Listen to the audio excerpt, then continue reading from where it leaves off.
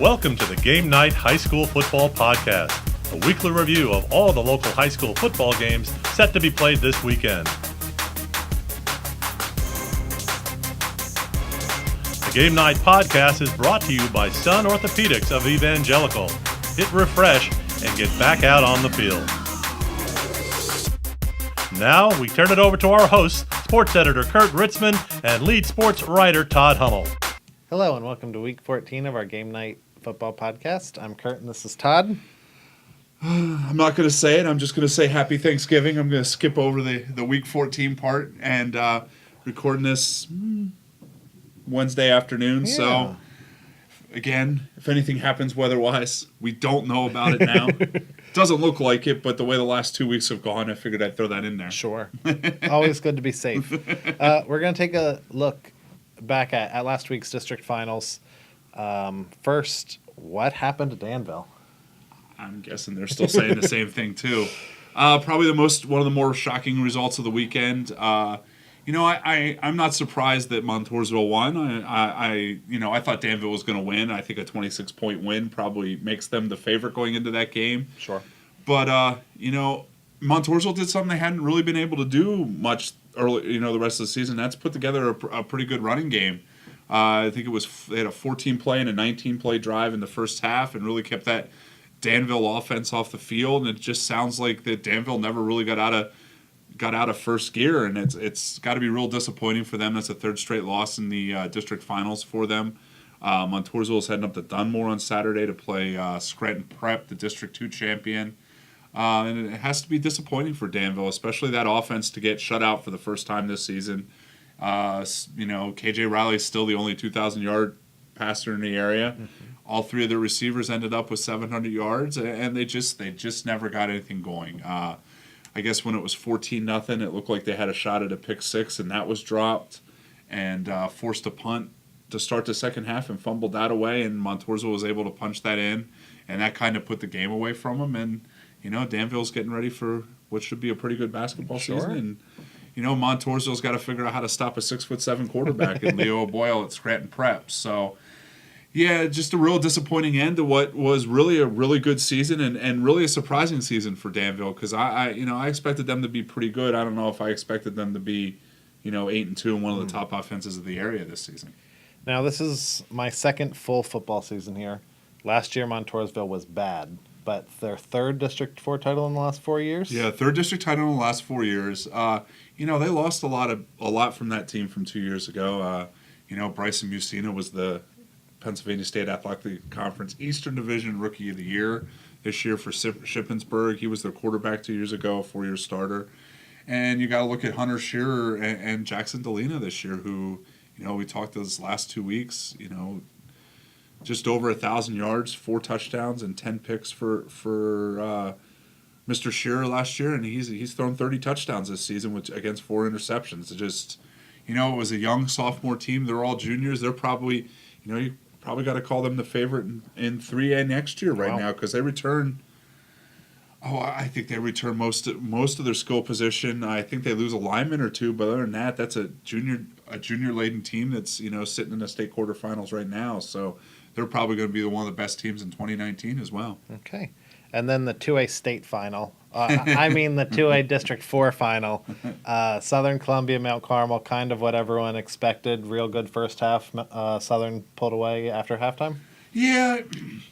The Mount Carmel never really got its offense going, and obviously that's something they were going to have to do. They were going to have to score be able to score a couple touchdowns. And, I've said this a couple times this year, this defense for Southern Columbia is really underrated. I mean, with the ridiculous numbers the offense puts up, the defensive numbers are almost as I think we figured it out last night. It's 52-9 this season, I think, for Southern margin of victory. Wow. And Mount Carmel got down 13-0 after the first quarter and did not go away. Their defense stood up, and it was very much like the Danville game in Week 10, where Southern jumped out to a lead, and there was a time there where it looked like Mount Carmel / Danville could get back into it, but the defense didn't allow it. Mount Carmel hit them with went to a hurry up in the second quarter. last week and really hurt them with the passing game. They got it to 13-8 on a 45-yard touchdown pass from Tom Riesinger to Avery Demko. And if you're watching closely, Southern really attacked that in the first half with man-to-man defense. And I asked Preston Zachman after the game, what kind of changes they made in the second half to kind of combat that pass defense. Yeah, I mean, we were just kind of going zone. We knew that they were going to try to keep hitting little routes, and then they were going to try to throw one deep. So we were just trying to make sure we calmed down a little bit and just played our game. We played zone, and we ended up making them throw incomplete passes, drop passes. They were getting frustrated, and it just went our way in the second half. Do you feel when a team goes like that, when you're able to stop the run like that and they kind of have to throw like that, is that kind of when you guys feel like, for lack of a better way, that you got them defensively, kind of, you're able to kind of tee off on a quarterback that way? Oh, yeah, it's nice because if we know whether it's going to be a run or a pass, it makes it much easier on the defense for us to be able to play calling and stuff like that. It makes it much easier. And then, then in the second half, to start the second half, they kicked the ball to Gage Garcia, who returned it for a touchdown. And Gage talked a little bit about hearing his name before the kickoff, before they kicked the ball off, and just what he saw in the kickoff. There's never really any exact hole or lane to go through, but we're kind of like our blocking's all in the middle, and I hit that, and then I saw Julian's going for blocking the last guy, so it was just kind of zigzagging and going as I was running the ball. So. And the other big thing is, that first game against Mount Carmel out at the Silver Bowl was the worst rushing game that the Tigers have had all season, just over 100 yards on the ground. And it took a while on Saturday for them to almost said Friday. See, even the schedule still confuses me. Even after, it took them a while on Saturday to get their rushing offense going, but Gage Garcia ended up over 100 yards. They were able to hit some outside runs to his brother Gavin, who also had over 70 yards, and they topped 200 yards rushing in the game that they didn't do in the first time. And I talked to Gage Garcia a little bit about that. I mean, for 2 weeks straight, we worked on trying to execute and trying to block Mount Carmel's terrific our defense. I mean, they're a great defense. They showed it many times, and in order for us to get the run game going, we had to block their guys. Our linebackers fly to the ball, and we had to be able to stop them, and that's what we did tonight. So. I was going to say, it seems like it took a quarter or two for a little bit of an adjustment, but maybe midway through the second, you guys were kind of able to do what you wanted in the running game. Yeah, absolutely. We were starting to wear them down a bit, and our line was digging down deep, and they were getting their blocks on, and the runs were coming. So we're going to take a quick break, hear from our sponsor, Sun Orthopedics at Evangelical, and then we'll dive into Saturday's quarterfinal. Whether it's time to live it up on the field or in the backyard, there's always time to play. The sports medicine team at Sun Orthopedics of Evangelical understands how important movement is to you and your family's life. With 4 convenient locations, the experts at Sun Orthopedics explore every treatment option available, from simple braces to advanced surgical techniques. They support you through the entire healing process, making sure you're back to being a warrior every weekend. Sun Orthopedics of Evangelical. Hit refresh and get moving again. All right, welcome back. So, state quarterfinals, Class 2A, undefeated Southern Columbia takes on undefeated York Catholic Saturday at 1 p.m. in Shamokin at Kent Memorial Stadium. Even though it's 2 undefeated teams, still feel like Southern's the heavy favorite, right? Well, they've lost 1 game in 3 years. I think Southern's going to be the heavy favorite right now against most any teams, especially in 2A. You look at some of your Catholic's offensive numbers. They like to spread the ball around a little bit. They run a little bit of read. They run the read option. Coach Ross said yesterday they'll also throw some tight formations in, just trying to give you some different looks. And I kind of think that kind of plays right into the Tigers' strength defensively, because they don't have to. We talked a little bit about last week that Mount Carmel doesn't have to sell out to stop the run because their line's so good. And Southern's going to be able to do the same thing to stop that the inside attack. And then between Preston Zachman and Nate Kroll, who returned from injury last week on the outside, that speed on the outside, along with Julian obviously coming up and stopping the run, is going to be real hard for this team to get outside on the Tigers. And they can throw the ball a little bit, but like you talked about that the game with Mount Carmel. Mount Carmel went back to that in the second half. Julian played real well defensively. 3 big hits in a row when they tried to go to Avery Demko to break up passes. And, both, this will be the 4th Southern game I saw. And obviously nobody wants to really test Julian as a cornerback. And that puts a lot of pressure on the other 2 guys that play cornerback, Shane Davis and, Shane Miller and Jake Davis. Sorry. I just knew I was going to do that.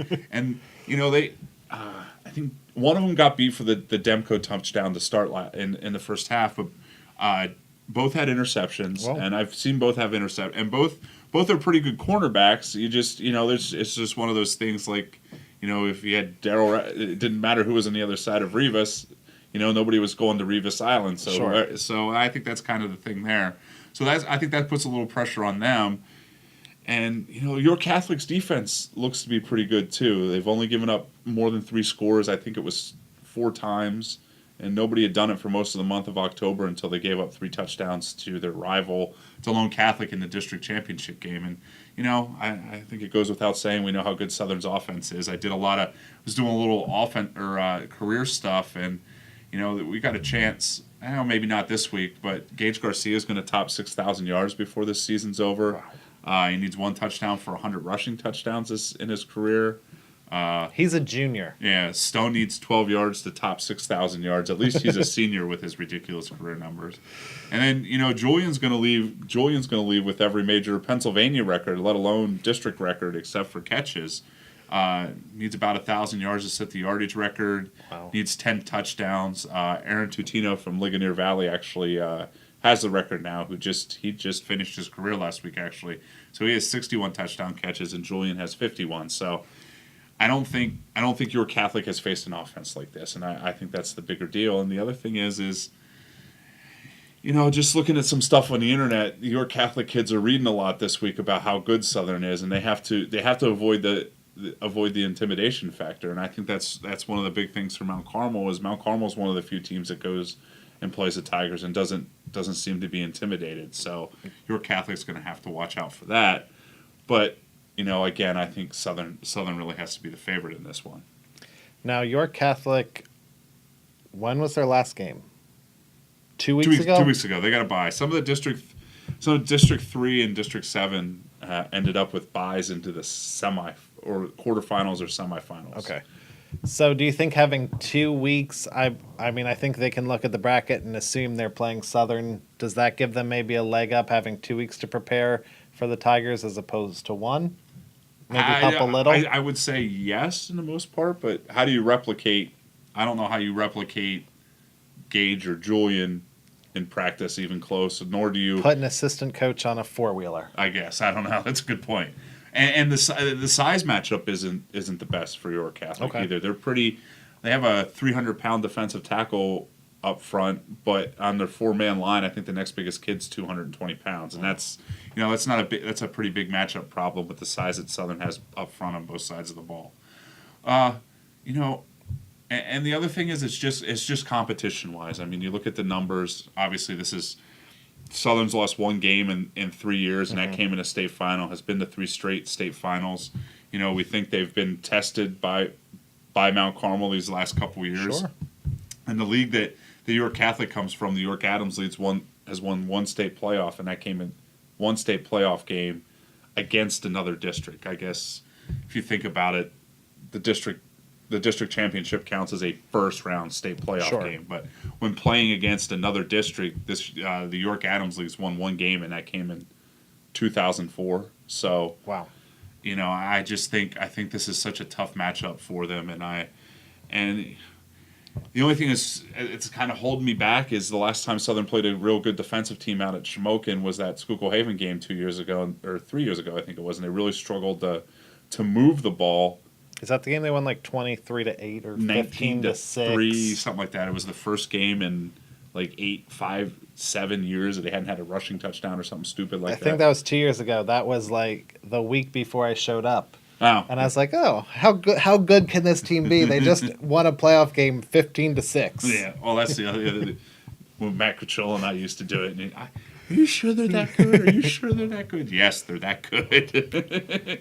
You learn eventually. I've learned. We all understand. You're not from around here.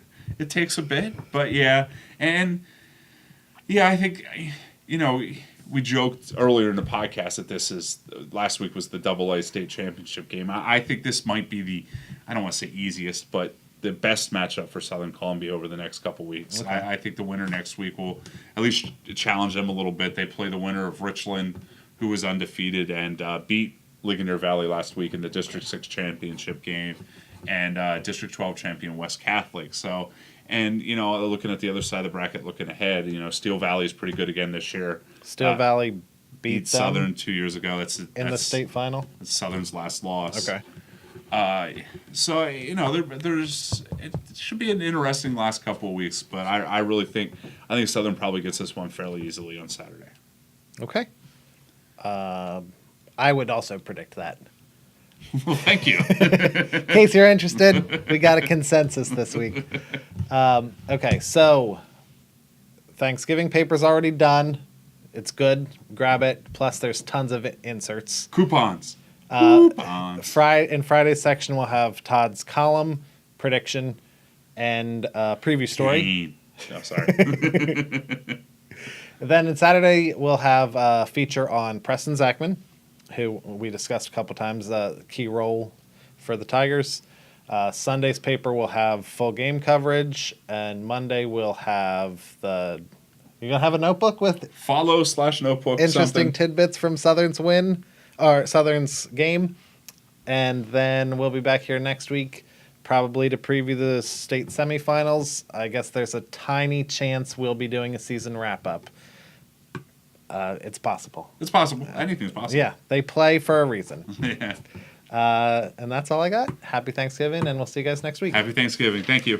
Whether it's time to live it up on the field or in the backyard, there's always time to play. The sports medicine team at Sun Orthopedics of Evangelical understands how important movement is to you and your family's life. With 4 convenient locations, the experts at Sun Orthopedics explore every treatment option available, from simple braces to advanced surgical techniques. They support you through the entire healing process, making sure you're back to being a warrior every weekend. Sun Orthopedics of Evangelical. Hit refresh and get moving again.